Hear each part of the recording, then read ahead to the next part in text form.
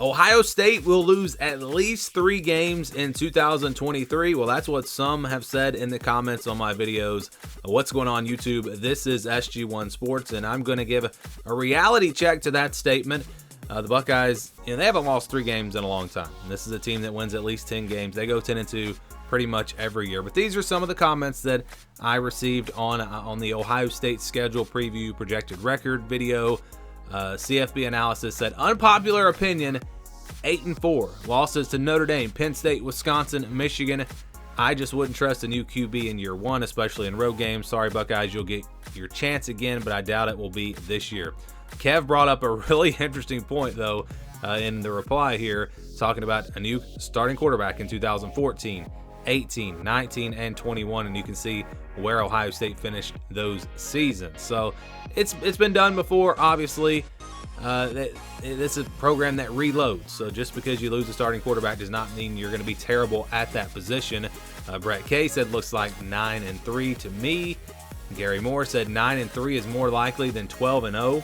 And Nathaniel Lathy said 9-3 at Notre Dame and Michigan. Penn State at home look like L's. So these are some of the comments that we got on that video. And I'm going to give, again, a reality check to that statement. And the statement being that Ohio State will go 9-3 or even possibly 8-4. So at least 3 losses for Ohio State in the regular season. Looking at this team, a very early evaluation, you look at some of their key losses. C.J. Stroud is gone. Paris Johnson and DeJuan Jones on the offensive line. Those are huge losses. I think, you talk about C.J. Stroud, but maybe even bigger losses on the offensive line. Zach Harrison is gone. Ronnie Hickman is gone from the secondary. Just some of the losses that they'll have to deal with. But, they bring back a lot. I know that these are some big losses, like I said, but every top-tier team loses players like this every single year. And I think people are definitely overreacting to the fact that they're losing their starting quarterback. And that could be a big deal, or maybe it won't be.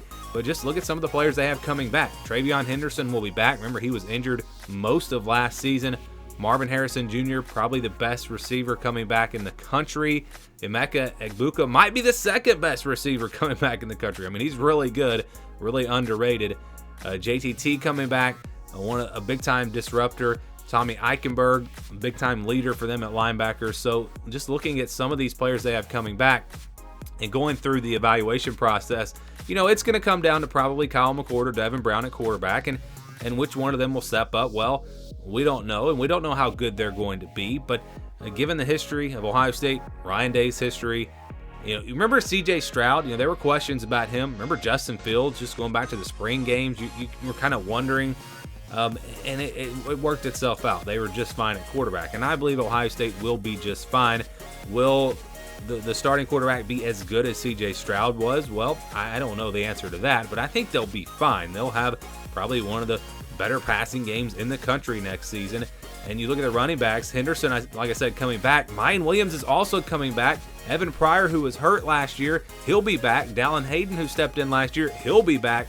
They are absolutely loaded at running back. This might be the deepest group in the country. And then, like I said, Marvin Harrison Jr., him coming back is huge for them, but it's not just him. They are loaded at wide receiver as well. Emeka Egbuka, like I mentioned a second ago, he'll be back as well. But Julian Fleming, he'll be back. Xavier Johnson, who's kind of a do-it-all player for them last year, he'll be back. They have some other young guys in there as well. This passing attack, this offense should be just fine if the offensive line is good for them. And that's where I'm really more concerned about this team. More than the quarterback spot, but the offensive line. Paris Johnson, DeJuan Jones, the starting tackle is gone. Those are huge losses, and they don't really have any experience behind them at those tackle positions. They'll be fine in the middle of the offensive line. We'll be replacing Luke Whipler at center, but the guards will be back. And again, those tackle positions, that's a definite concern if I'm an Ohio State fan. At times we saw them struggle to run the football last year, and if the offensive line is worse, that could be definitely a concern. We'll see if they can get that worked out this offseason. But look, you go to the defensive side of the ball, and Zach Harrison is gone, but you have JTT coming back. You have Jack Sawyer as well, who has a lot of potential. You've got Michael Hall there in the middle on that defensive line. He's one of the better interior defensive linemen in the country. He will be back as well. They're going to be fine there. Linebackers going to be really strong there as well with Eichenberg and also still Chambers. Secondary cornerback spot may be a little bit of a concern. Cameron Brown will be gone. J.K. Johnson entered the transfer portal. So, not a great set of cornerbacks, really, when you look at who this team has coming back. Igbinosun coming over from Ole Miss, I should say, at cornerback. He might be their best cornerback next season. That was a big pickup for them in the transfer portal. Ronnie Hickman at safety, like I said, going to be a big loss. Tanner McAllister also gone. They've got some good young players there. Lathan Ransom, he might be the leader for them in the secondary. But overall, yeah, I've got some concerns about the secondary. We'll see how good they are, but you feel like in year 2 under Jim Knowles, the defense will improve. You would think that this team will be better on that side of the ball, and I think they've got enough coming back to where I think their defense will be as good as it was last year, if not better. And I think a lot of people talk about how Ohio State had a bad defense last year. Ohio State's defense was not bad last season. They weren't elite, but they were still pretty good on that side of the ball. I mean, I don't know why, this was not a terrible defense or anything like that. They had their moments where maybe they didn't play as great, but yeah, I think the defense will be solid. It may not be great, but it'll be solid, and it comes back to the offensive side of the ball for them, and that offensive line. That's really going to determine just how far they can go next season.